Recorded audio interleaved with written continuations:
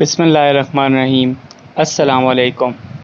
کیا آپ جانتے ہیں کہ ائمہ معصومین تولا اور تبرہ کے بارے میں کیا کہتے ہیں؟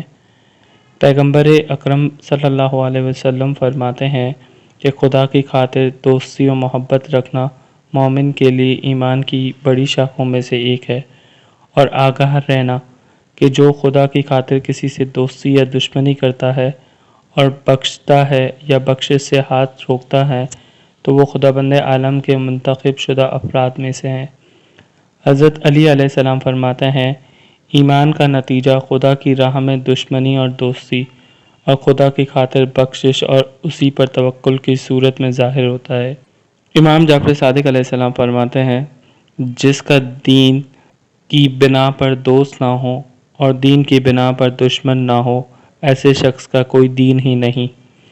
حضرت علی علیہ السلام فرماتے ہیں، یقیناً دین ایسے درخت کی مانند ہے جس کی جڑیں خدا پر ایمان رکھتا ہے اور جس کا پھل خدا کی خاطر دوستی اور دشمنی رکھتا ہے۔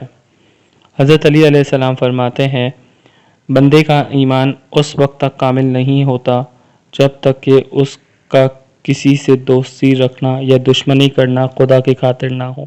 جی فرینڈز، تو کیسی لگی آپ کو یہ ویڈیو؟ اور مزید اگر آپ کو اچھی ویڈیوز اور نالجیبل ویڈیوز دیکھنی ہو تو کائنڈلی ہمارا چینل کو سبسکرائب کریں، لائک کریں اور بیل کا بٹن دبا دیں۔ Thank you.